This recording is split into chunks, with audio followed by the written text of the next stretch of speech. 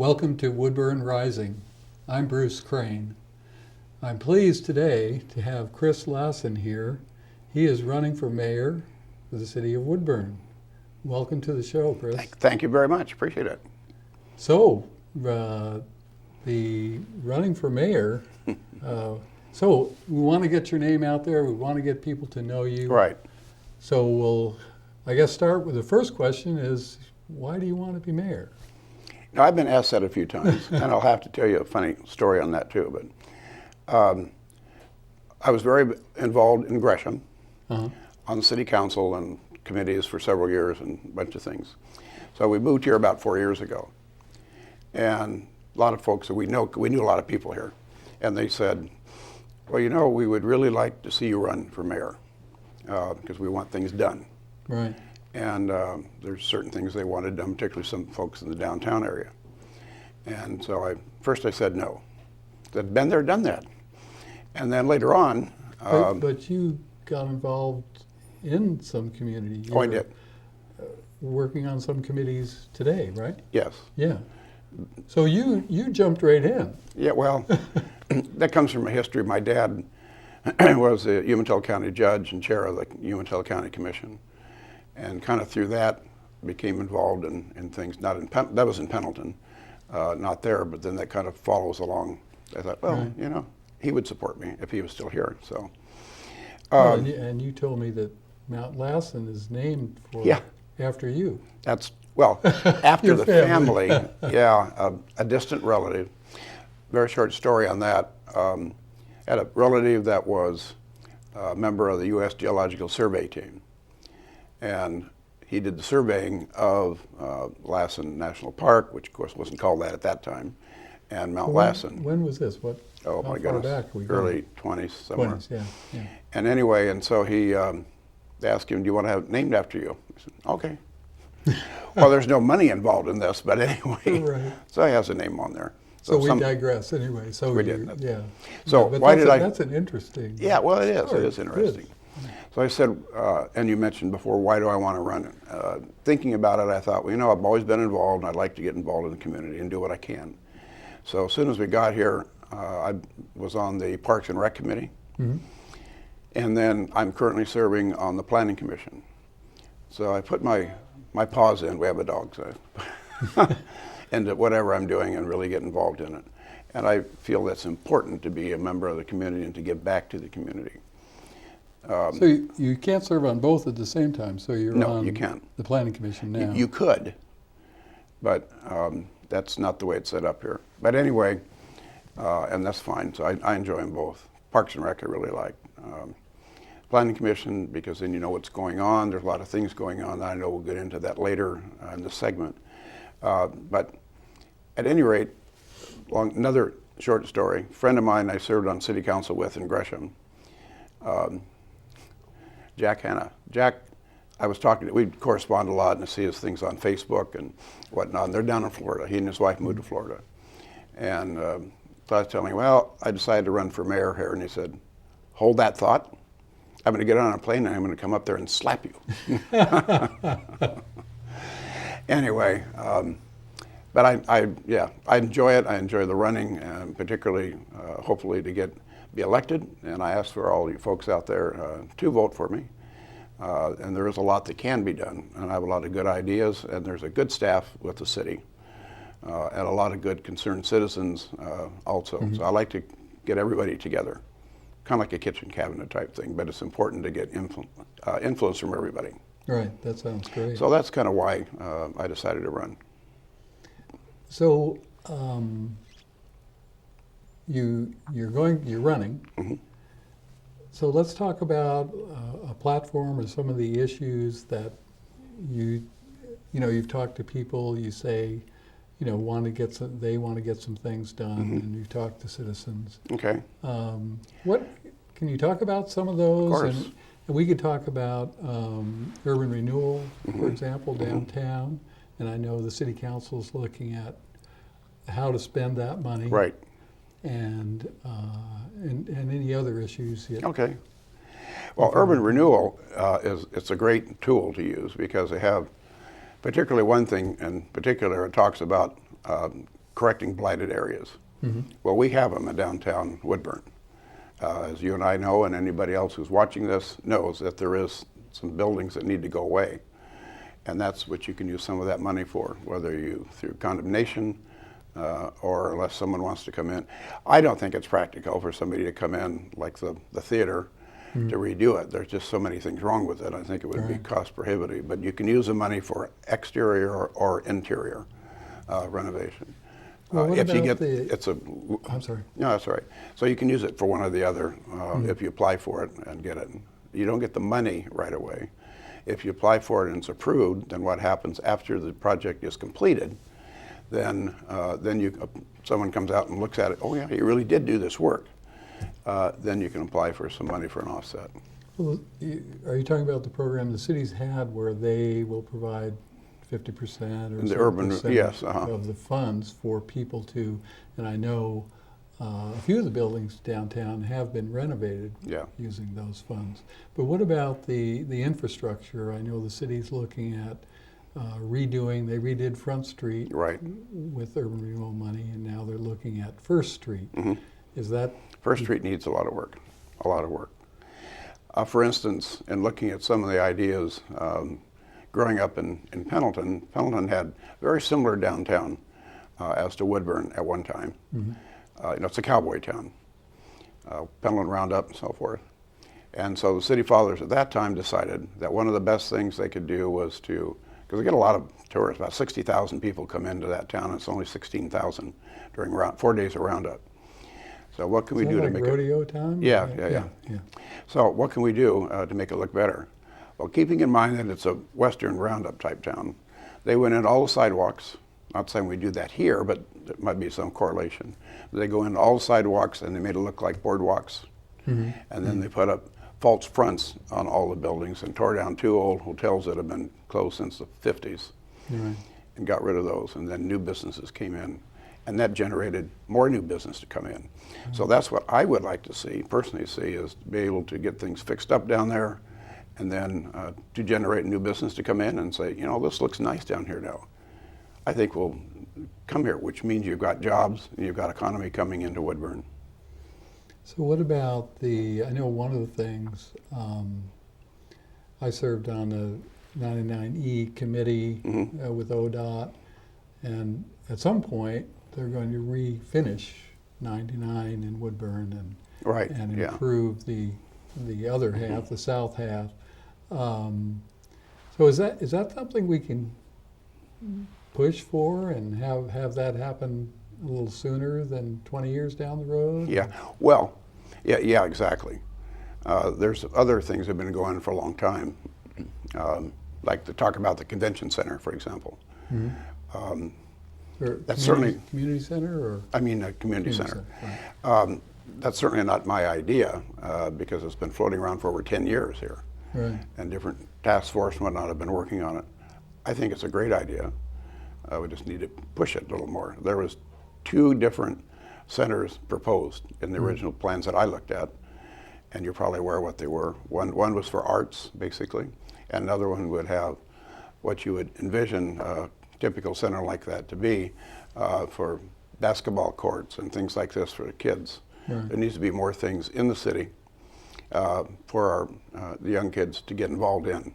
Well, there are healthy involvement. If you have a community event, there aren't many venues that to be used if you want to hold a community event. And a large inside, one. Yeah, exactly. And inside, well, it doesn't rain here much, right? But inside would be a nice thing, yeah. And I think having it, and this was proposed also, it's not just my idea, but having it right next to the aquatic center would be a good mix if you can add more employees on. One of the biggest things you need to do is if you're going out for a bond or private money to come in or whatever to look at building it, you don't want to be like Multnomah County and the jail did. They built that beautiful jail facility. You know which one I'm talking about. Yeah, they built this beautiful jail facility and then said, oh, you know what, we don't have any money to run it. Good. That's not good. What's still there is never had one inmate in it. So we need to plan that if we're going to build it. People will come, but we need to be able to hire employees to maintain it and keep it going. So it sounds like you have some vision and kind of mission to look at some of these possibilities in Woodburn. And true that I've been here 8 to 10 years, and I've heard the community center talked about all that time, but not much has happened. The urban growth boundary, and I know that it took us 20 years to expand that. But it got done. True. So yeah, let's just say it got done. But some additions to that, and you know, growth in Woodburn and industrial growth, economic development. Right. I know Betty Comp, who isn't running this time, and I know she talked about she wanted to see more economic development undertaken by the city or planning for that. I definitely do. No question about it. And with that addition, expansion, that opens up such a potential for other businesses and building, of course, drives jobs. I would love to see businesses come in, not big box businesses, the types of businesses that come in that employ a couple hundred people that live here, so you don't have to commute to Salem or to Portland or to Gresham. To live and work in the community is really important. I used to see a lot of problems with that in Gresham. It's a bedroom community, and a lot of people that there commuted to Portland daily because there just wasn't a lot. They weren't pushing the development.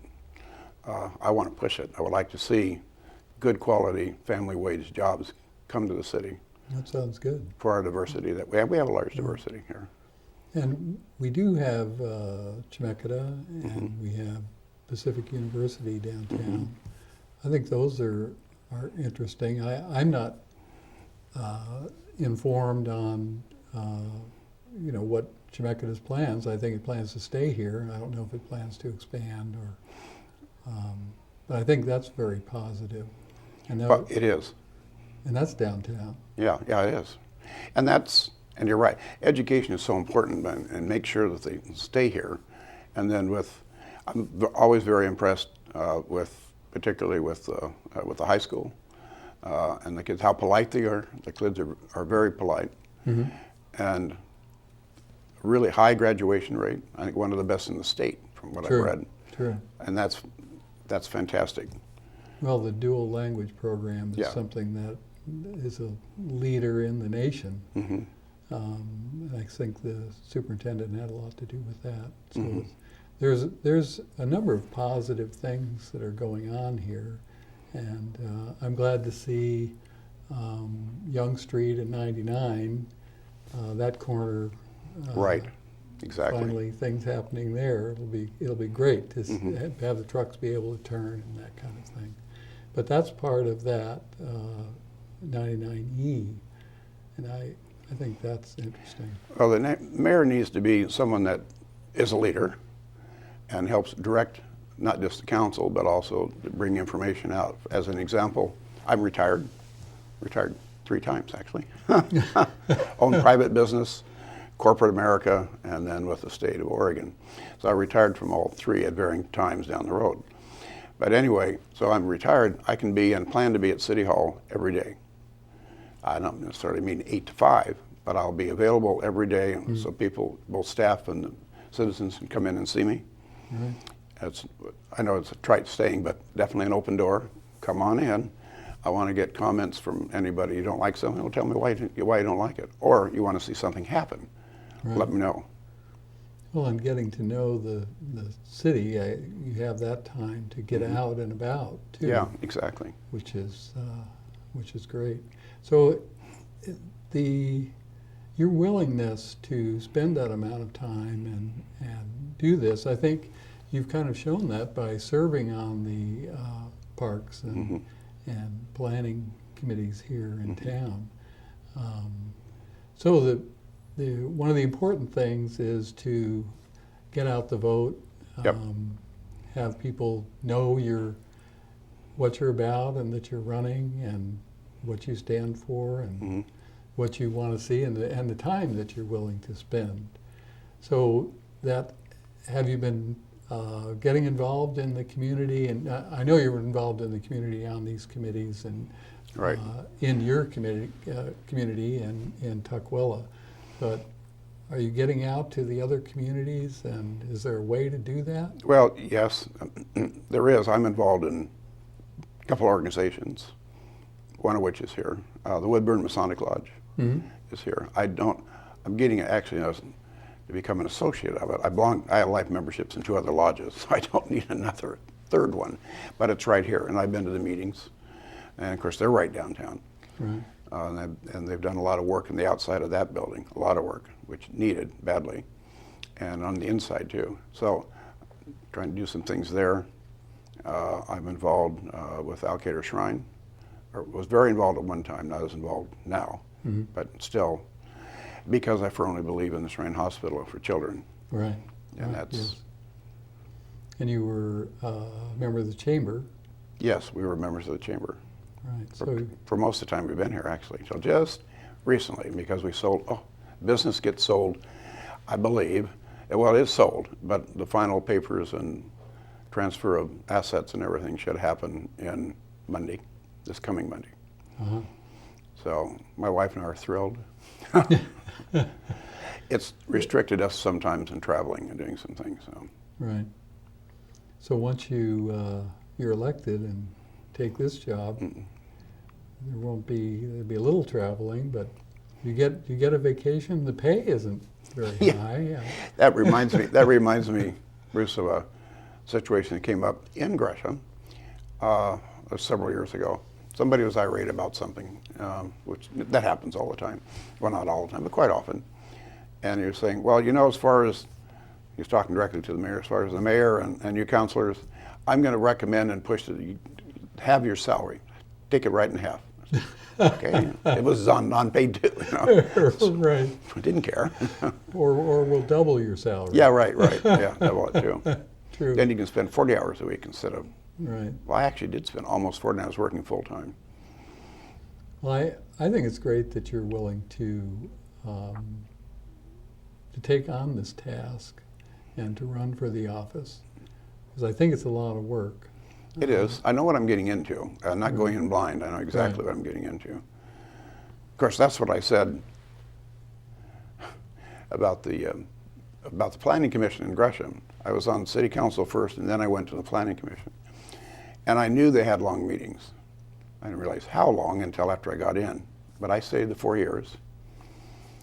And I was working, and so it was not on Mondays. We met twice a month, and they would start at 7. And a lot of times it'd be 12 or 1 in the morning for the finished. That's a long meeting. And then I got up and drove several hundred miles in my job at that time. So I did it, but that is unnecessary. You don't need to have anything like that. And you don't hear, once you're done, you're done. Don't wordsmith it to death. Right. Just move on. So, and I believe in moving on. I've run a lot of meetings in different organizations I belong to. And same thing involved. Some of my other requirements or background is that I was on the League of Oregon Cities Board of Directors for 4 years. National League of Cities TIS committee, which is a transportation infrastructure, very select committee, hard to get on. I would like to do it again, because then you get the feeling of what's going on, and you can bring that information back. You don't want to reinvent the wheel. You talk to all the other members that have done something, whether it's revitalizing downtown or transportation. And the transportation TIS committee dealt into things like pipelines, moving natural gas and oil, but also infrastructure. And so that's some of the things I brought back at that time, back to the city. And I would do that again, of course. That's why you go to those meetings, or you don't go. It's a waste of money if you don't. Have you heard anything about Amtrak and Yes. and having a stop here in Woodburn and some talk around that? That seems like that would be a pretty fantastic. You're right, Bruce, and that was something that was brought up. I've heard other people say that. My wife and I, we really like Amtrak, and we'd like to go to Canada and take the trip up through Seattle and into Canada. It's such a pretty ride. Yes. And relaxing. I've heard it is. I haven't taken it. Yeah, it is. But yes, I'd heard that people were trying to push to having it here and then drop the ball, is all I know. That didn't happen. But when you get involved with the transportation committee, then you can look into that and ask Amtrak, let's have a stop here. And a lot of the ones they're almost whistle stops. They don't have anybody getting on, they just go right on through. Right. And so if you have one here, that would be great. Instead of my wife and I driving to Portland, or having friends take us there if we're going to be gone for a week, or down to Salem, just have one here, we just come right over. Yeah, they even talked about, at some of the meetings, talked about commuter situations. So Right. I don't quite understand how that might work, but that just having a train stop in Woodburn seems like it would be a fantastic Yeah, thing. I definitely think so. And I don't know if that would require the city to put money into it, or... Well, that's, Chris, that's federal, Amtrak, Mhm. and the railroad I thought industry. ODOT was involved in that too, but maybe I'm wrong. I don't know if ODOT Yeah. is involved in that. I do know it's federal money in there. Right. So, because that's always a big fight in Congress, to get enough money to fund that and other programs, Right. if they get around to it. But in that, you know, you look at economic development and, you know, building being not only a place where we have some job-producing industry, but Right. a place, a bedroom community as well. So Yeah. Oh, yeah. filling all those roles and having less expensive housing, and then being able to get on a train and go up to Mhm. Portland or down to Salem or something, seems like that would be very positive. So I hope that those are, you know, maybe long-term vision, but I hope that those are visions that you have. It sounds like you're... Start moving right away, Right. day one. Right. That's a trite saying too, but that's true. So if you come in running right after elected and get sworn in, and then say, okay, we're going to start looking at these things to do. It's not going to happen tomorrow, or maybe next Right. week, or Right. next year, but that will be on the agenda, and it'll be something that we're going to definitely be looking at and doing. That sounds great, Chris. Hopefully the staff will be happy with that. I was talking to Scott, who's the city administrator, and Jim, assistant city administrator, and they were saying that, so you're going to be here every day? When I was in Gresham, I used to have staff meetings of the staff. Not all the time. I'm not a micromanager, and it's not my job. That's what you hire a city manager to do. Right, yeah. But I certainly can put my 2 cents in and try and push things. And that's what I plan on doing. And it was always good. It was never a problem with that. Right. So, That sounds good, Chris. okay, well, I hope so. That's the plan. So I think the important thing is that people get out and vote. Yes. I mean, we want everyone to get out and vote.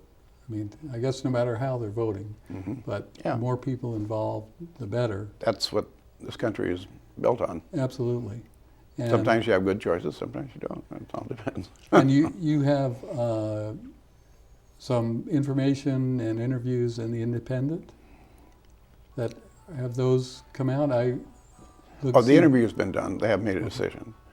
At the Woodburn Independent, yeah, that interview is done, but they're asked for more information. They're not going Okay, to. they haven't printed it No, yet. no. Right. I guess they do almost like a ballot thing, like they, before the election at some point, which should be soon here. Well, right, it would be logical. I think that the editor, note that I got from her yesterday, said that they were going to be printing that in the paper. I think, I don't have my calendar in front of me, I think maybe the 18th. You know, it comes on a Wednesday. Right. And so I think it was, if the 18th is a Wednesday, and that's when the projection was to do it, which would kind of coincide with ballots and whatnot being mailed. Right. And I know you've got some signs out and... Signs out. Yeah. I am in the voters pamphlet. Right, good. And so another place to look at for the folks in the audience that are watching, that's something to look at when that comes out. It should be coming out this week, I think. Good, good. So, Chris, it's been great to have you on. Thank you. Appreciate it. You know, I appreciate your talking about your experience and what you want to do, how you feel about Woodburn and how you've been involved. So I wish you the best. Thank you. And I'll have to say one other thing, though, Sure. not to interrupt you, Bruce, and that is, I really like Woodburn. I'm not saying it just because I'm running for an office. It's so friendly. I walk down the street from where our house is near the high school and have kids will be walking the street and they'll wave and say, "Oh, good evening, sir," or "Good morning, sir." Absolutely floored. That is wonderful. yes. So they come from a good family and are training their kids to be polite, which is great. Yeah, the kids in the school district here are pretty amazing. Mm-hmm. Dual language, most of them. Dual language. And we can watch the soccer playing from our house. Right. And so my son played varsity soccer in high school, and I love to watch soccer. So Do you have a ringside seat, so to speak? Or well, we do in our backyard. I look right out the backyard, slits through the fence, and there they are. Fantastic. Well, Chris, thank you for coming on. You betcha. I Thank you. appreciate it. Appreciate it. And thank you for watching Woodburn Rising. Be sure and get out and vote. Thank you.